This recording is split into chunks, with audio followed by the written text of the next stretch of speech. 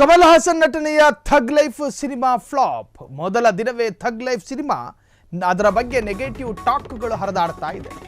ಕಮಲ್ ಹಾಸನ್ ನಟನೆಯ ಥಗ್ life cinema utter flap ಆಗಿದೆ. ತೋಪು ತೋಪು ತೋಪು ಅಂತ 1000 ಸತಿ ಹೇಳಿದ್ರು ಕೂಡ ಅದು ಕಮ್ಮಿ ಅನ್ಸಲ್ಲ.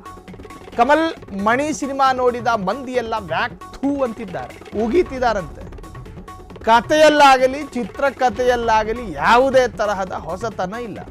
ಆ ಗಂಟ್ಲಲ್ಲಿ ನಡುಕ ಹುಟ್ಟುವಂತೆ ಮಾತನಾಡೋ ಸ್ಟೈಲಲ್ಲೇ ಮಾತನಾಡಿ ಮಣಿರತ್ನಂ ಅವರಿಗೆ ಮಾರ್ಕ್ ಈ ಬಾರಿ ಕಮ್ಮಿ. ಪ್ರತಿ ಸನ್ನಿವೇಶವೂ ನಿಮ್ಮ ಊಹೆಗೆ ತಕ್ಕಂತೆ ನಡೆಯುತ್ತದೆ.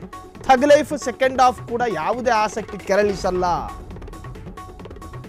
ಸಾಮಾನ್ಯ ಪ್ರತೀಕಾರದ ಕಥೆಯನ್ನ ನೆನಪಿಸುತ್ತದೆ ಥಗ್ ಲೈಫ್ ಸಿನಿಮಾ ಅಷ್ಟೇ. ರೈಲ್ವೆ ಸ್ಟೇಷನ್ ಹಿನ್ನೆಲೆಯಲ್ಲಿ ಬರುವ ಫೈಟ್ ಸೀನ್ ಮಾತ್ರ ಆಸಕ್ತಿ ಕೆರಳಿಸುತ್ತೆ. ಇವನ್ ಫೈಟ್ ಕಟ್ಕೊಂಡು ನಾವೇನು ಮಾಡೋಣ ಸ್ವಾಮಿ, ಅದರಲ್ಲಿ ಏನಾದರೂ ಮೆಸೇಜ್ ಕೊಡು, ಕಥೆ ಚೆನ್ನಾಗಿಡು. ಕೈಕಾಲು ಅಲ್ಲಾಡ್ಸೋದನ್ನ ನಾವು ನೋಡಿ ಅದರಲ್ಲಿ ಸಿಗೋದೇನು ನಮಗೆ. ಕೆಲವು ಸನ್ನಿವೇಶಗಳಲ್ಲಿ ಮಣಿರತ್ನಂ ಕಾಣಿಸಿಕೊಳ್ತಾರೆ. ತ್ರಿಷಾ 42ನೇ ವಯಸ್ಸಿನಲ್ಲೂ ಸುಂದರವಾಗಿ ಕಾಣುತ್ತಾರೆ. ನಟ ಕಮಲ್ ಹಾಸನ್ ಎಂದಿನಂತೆ ಪಾತ್ರದಲ್ಲಿ ಲೀನರಾದರೂ ಸಿನಿಮಾ ಫ್ಲಾಪ್ ತಡೆಯಲು ಆಗಲ್ಲ. ಒಟ್ಟಾರೆ ಕನ್ನಡದ ಬಗ್ಗೆ ಸಲ್ಲದ ಮಾತಾಡಿದ್ದ ಕಮಲ್ಗೆ ದೇವರೇ ಕೊಟ್ಟಂತಹ ಶಿಕ್ಷೆ ಇದು. ಕನ್ನಡಿಗರ ಕ್ಷಮೆ ಕೇಳದ ಕಮಲ್ ಹಾಸನ್ಗೆ ಇದು ದೇವರೇ ಕೊಟ್ಟಂತಹ ಶಿಕ್ಷೆ. ಕಮಲ್ ಹಾಸನ್ ಕನ್ನಡದ ಅಸ್ಮಿತೆಯ ಬಗ್ಗೆ ಮಾತನಾಡಿದ್ರು. ಅದಾದ ನಂತರ ಕನ್ನಡಿಗರ ಆಕ್ರೋಶಕ್ಕೂ ಒಳಗಾದ್ರು. ಕನ್ನಡಿಗರು ನಿಮ್ಮ ಆಸ್ತಿಯಲ್ಲಿ ಅರ್ಧ ಆಸ್ತಿ ನಮಗೆ ಕೊಡಬೇಕು ಅಂತೇನು ಕೇಳಲಿಲ್ಲ, ಯಾವ ಗಂಟನ್ನು ಕೇಳಲಿಲ್ಲ, ಸಂಪಾದನೆ ಮಾಡಿರೋ ಆಸ್ತಿ ಸಂಪತ್ತನ್ನು ಕೇಳಲಿಲ್ಲ. ಸ್ವಾಮಿ ಒಂದು 2 ಸೆಕೆಂಡ್ ಕ್ಷಮೆ ಕೇಳ್ಬಿಡಪ್ಪ ಅಂತ ಕೇಳಿದ್ರು, ಅದಕ್ಕೆ ಒಪ್ಕೊಂಡಿಲ್ಲ ಕಮಲ್ ಹಾಸನ್ನು. ಅದಾದ ನಂತರ ನ್ಯಾಯಾಲಯವೂ ಮಧ್ಯಪ್ರವೇಶ ಮಾಡಿ ಮೊದಲು ಕ್ಷಮೆ ಕೇಳು, ಆಮೇಲೆ ನೀನು ಸಿನಿಮಾದ ಕಥೆ ನೋಡೋಣ ಅಂತ ಹೇಳ್ತು.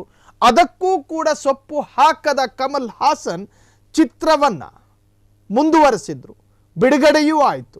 ಒಟ್ಟಾರೆ ಆ ಚಿತ್ರ ನೋಡಿದ ಕೆಲವರ ಅಭಿಪ್ರಾಯ ಇದೆಯಲ್ಲ, ಕಮಲ್ ಹಾಸನ್ಗೆ ಹಿಂದೆಂದೂ ಆಗದೇ ಇರತಕ್ಕಂಥ ಅವಮಾನ ಇದು. ಒಂದು ಚಿತ್ರ ಕಥೆಯನ್ನು ಆಧರಿಸಿ ಚಿತ್ರೀಕರಣವಾಗಿರುತ್ತೆ. ಆ ಚಿತ್ರವನ್ನ ನೋಡೋದಕ್ಕೆ ಬರೋರೆಲ್ಲ ಕಮಲ್ ಹಾಸನ್ ಸಂಬಂಧಿಕರಾಗಿರ್ಬೇಕು ಅಂತೇನು ಇಲ್ವಲ್ಲ. ನಾವ್ಯಾರು ರಕ್ತಕ್ಕೆ ಅಂದರೆ ರಕ್ತ ಸಂಬಂಧಿಕರಲ್ವಲ್ಲ. ಅದು ಚೆನ್ನಾಗಿ ಇಲ್ದಲೇ ಇದ್ರು ಚೆನ್ನಾಗಿದೆ ಅಂತ ಹೇಳೋದಕ್ಕೆ ರಕ್ತ ಸಂಬಂಧಿಕರಾದರೆ ಕೆಲವೊಮ್ಮೆ ಹೇಳ್ತಾರೆ. ನಾವು ಸಿನಿ ಪ್ರಿಯರು, ನಾವು ಸಿನಿಮಾ ನೋಡ್ತೀವಿ, ಅದ್ರ ಕತೆ ಚೆನ್ನಾಗಿದೆ, ಕಮಲ್ ಹಾಸನ್ ಮಾಡಿಸಿದ ಕತೆ ಚೆನ್ನಾಗಿತ್ತಪ್ಪ ಅಂಥೇಳಿ ಕಟ್ಟೆಲ್ಲಿ ಕೂತ್ಕೊಂಡು ಪಾಪ್ಕಾರ್ನ್ ತಿಂತಾದರೂ ಮಾತನಾಡ್ತೀವಿ. ಆದರೆ ಅದನ್ನು ನೋಡಿದವರು ಥೂ ಅಂತ ಉಗೀತಿದ್ದಾರಂತೆ. ಅಂದರೆ ಅಷ್ಟರ ಮಟ್ಟಿಗೆ ಇರಿಟೇಷನ್ನು. ಕಥೆಯಲ್ಲಿ ಸೆಳೆತಾ ಇಲ್ಲ. ಫೈಟ್ ಸೀನ್ ಒಂದು ಬಿಟ್ಟರೆ ಉಳಿದು ಯಾವುದೂ ಕೂಡ ಆಕರ್ಷಣೀಯವಾಗಿಲ್ಲ ಅಂಥೇಳಿ ಜನರ ಅಭಿಪ್ರಾಯ. ನೋಡಯ್ಯ, ಸಿನಿಮಾದ ಬಗ್ಗೆ ನೆಗೆಟಿವ್ ವಿಮರ್ಶೆ ಬಂದರೂ ಕೂಡ ಸಿನಿಮಾ ತೋಪೆದ್ದೋಗಲ್ಲ. ಯಾವಾಗ ಜನರ ಬಾಯಿಂದ ಬಾಯಿಗೆ ಆ ಸಿನಿಮಾದ ಬಗೆಗಿನ ನೆಗೆಟಿವ್ ತನ ಹರಡುತ್ತೋ ತಿಳ್ಕೊಳ್ಳಿ ಆ ಸಿನಿಮಾಗೆ ಡೆಂಗಿ ಜ್ವರ ಬಂತು ಅಂತ ಹೇಳಿ. ಸಾಂಕ್ರಾಮಿಕ ರೋಗ ಬಂದಂಗೆ ತೋಪೆದ್ದೋಗುತ್ತೆ.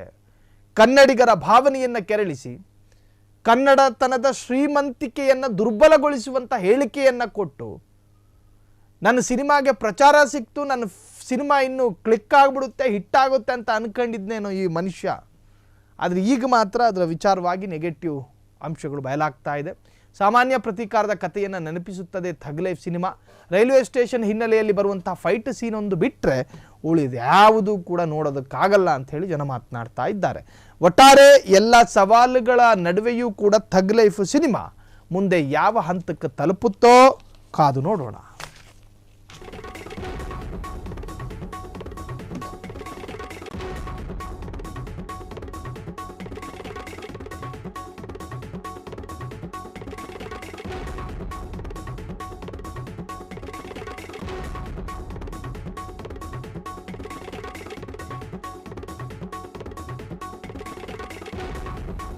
ಕ್ಷಣ ಕ್ಷಣದ ಸುದ್ದಿಗಳಿಗಾಗಿ ಫ್ರೀಡಂ ಟಿವಿ ಸಬ್ಸ್ಕ್ರೈಬ್ ಮಾಡಿ, ಲೈಕ್ ಮಾಡಿ ಹಾಗೂ ಫಾಲೋ ಮಾಡಿ. ಹೊಸ ಸುದ್ದಿಗಳ ನೋಟಿಫಿಕೇಶನ್ಗಾಗಿ ಬೆಲ್ ಐಕಾನ್ ಮೇಲೆ ಕ್ಲಿಕ್ ಮಾಡಿ.